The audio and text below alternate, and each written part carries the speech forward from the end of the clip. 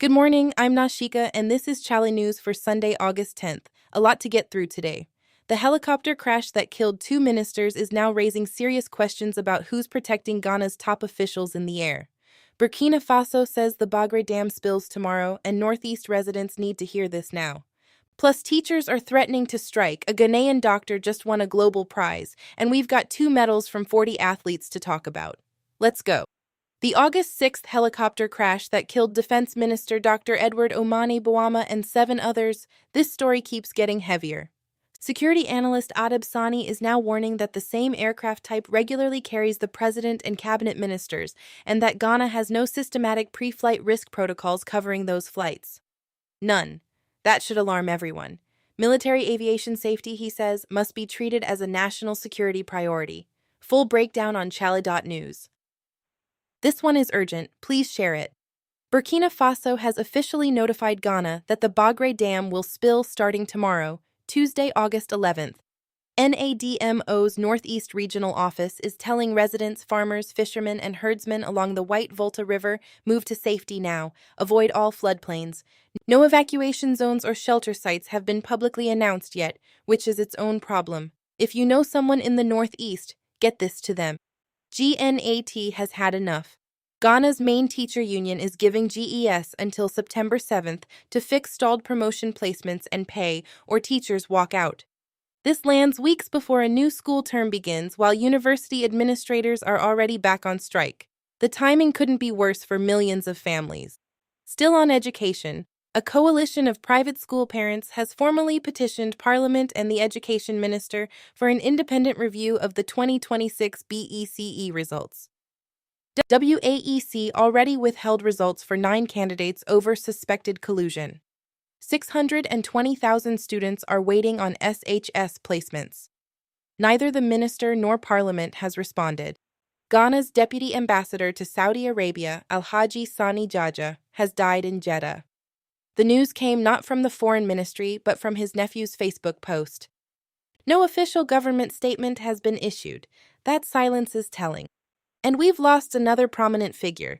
Beatrice Nana Ya Owarewa Siao, NPP parliamentary aspirant for Asante Mampong and member of the party's Council of Patrons, died at Kamfo Anoke Teaching Hospital on Friday.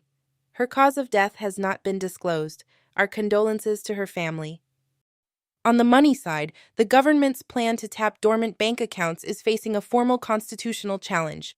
Think tank ILAPI-Ghana says the finance ministry's proposal is unconstitutional and risks triggering a crisis of confidence in Ghana's banks.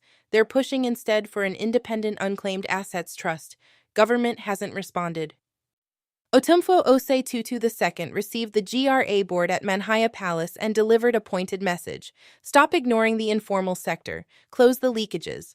Ghana's tax-to-GDP ratio is still below 15% a year, and the Asantehene is saying the revenue is right there if GRA bothers to look for it. The Strait of Hormuz, closed since February 20, is inching toward a deal. Iran and Oman say talks are in their final stages. But Iran's foreign minister has already warned that even an agreement won't immediately reopen the waterway. Global crude supply stays squeezed, so do Ghana's pump prices. NPP constituency elections in Ketu North started 2 hours late after ballot papers with duplicated serial numbers had to be reprinted overnight. The errors were spotted the day before, latest in a pattern of process failures inside the party. Now, something to be genuinely proud of. Dr. Emanuela Amoako has become the first Ghanaian to win the Rue Prize, one of the most prestigious awards in global health data. Her work improving childhood cancer diagnosis and care at Cape Coast Teaching Hospital earned her the recognition and $100,000. First Ghanaian. Let that land. 2 medals, 40 athletes. That's Ghana's Commonwealth Games Hall, and GOC President Osei Asabe went on live TV to defend it, where broadcaster Songo wasn't having it. The clash is sharp, it's public, and no review has been announced. Full story on Chale.news. Algeria made women's AFCON history Saturday, coming from behind to beat Côte d'Ivoire 2-1 and take the first of Africa's 4 automatic World Cup spots. 3 spots remain. The Black Queens must beat Malawi in their quarterfinal to stay in the race. Caleb Yarenki says it was Frank Lampard calling him personally, talking through his plans, his style, that sealed the deal. The 20-year-old Black Stars midfielder joins Coventry City for £26 million. He faces Arsenal on August 21st in the Premier League opener, big moment for Ghanaian football. Shatta Whale showed up at a Shattafest UK victims' home. Hampers, flowers, gift cards. It's his first direct outreach since the crowd crushed chaos. Appreciated. But neither he nor his team has explained what caused it or what support looks like for everyone else affected. The visit is a gesture, the questions are still open. That's your Sunday morning, Chale. Heavy in places, hopeful in others. Every story we covered today is fully reported at chale.news. Go read, share what matters, and stay safe out there.